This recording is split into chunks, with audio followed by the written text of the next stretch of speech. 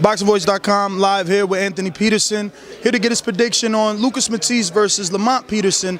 First things first, this fight is at a scheduled catch weight of 141. Can you give me some insight as to why this was not sanctioned by the sanctioning bodies for both titles, the WBC interim and the IBF Federation Championship belt?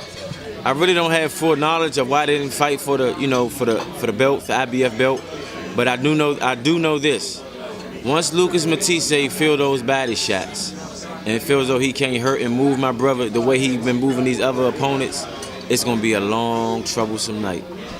As a fighter, is it your opinion that Victor Ortiz is not only a bigger fighter but a bigger puncher than Lucas Matthysse? Definitely. Definitely. I fought Victor Ortiz in Olympic trials in 2004. Victor Ortiz was 16 years old. And he had devastating power then. So I know at a grown man, at the age of on that level that he fought my brother on, I know he was a more detrimental puncher than he was back then. And I know that, and it was coming from the southpaw side with skill. I'm not saying that Lucas Matthysse lack of skill, but I don't think he had the power that Victor Ortiz had or Kendall Hawk. Like I said, I was watching tape on this fight to give an accurate prediction on our radio show. What I seem to realize is that Lamont fights a lot harder and more determined after he's in the hole. Is that something that you think you, him, and Barry have worked on this training camp, where he can take the lead before being in the hole and having to dig his way out? Like in most fights, Victor Ortiz, he waited till he got knocked down. Bradley fight, same thing. The other one I thought that I saw was I believe the Khan fight. He seems to wait, and then he digs deep, and he comes full throttle, and he's in your chest. Why do you think he waits, and has he addressed that for this fight, being as though you're dealing with a big puncher? I don't think that it's something that needed to be addressed. I just think that's something that's come with the territory. We grew up watching Pernell Whitaker and Trinidad, because if you see Trinidad, every time he get dropped, he come right back and knock you out. It's just the heart he has, and I truly believe that in this fight, this won't happen. I believe he's gonna get an early lead, make Lucas Matthysse desperate, and it's gonna be a late knockout.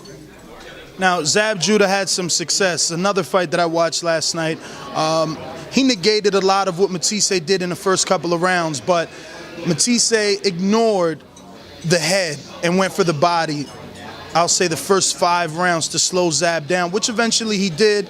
He didn't get the decision, but on most card, he won by 1 point. Now, you spoke of Lamont Peterson being a big body puncher, and we seen that he was able to slow Victor Ortiz down tremendously with continuously going to the body. Is it going to be a battle of the body punchers in this fight? And because Lamont doesn't have the knockout record, does he still have the knockout power? Definitely, and that's what's great about Lamont, because his knockout ratio is deceiving. Lamont punch hard. I spar him every day. You know what I mean? I know I'm a lightweight. He's fighting junior welterweight, but at the same time, his knockout ratio is very deceiving. And I believe it's going to be a battle of body shots. And once, Lamont used to taking body shots. He's been taking them his whole life.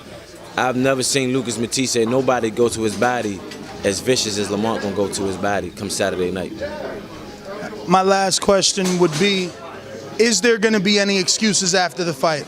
Are we gonna hear Peterson, win or lose, say he didn't have a good training camp? Is he tip-top shape?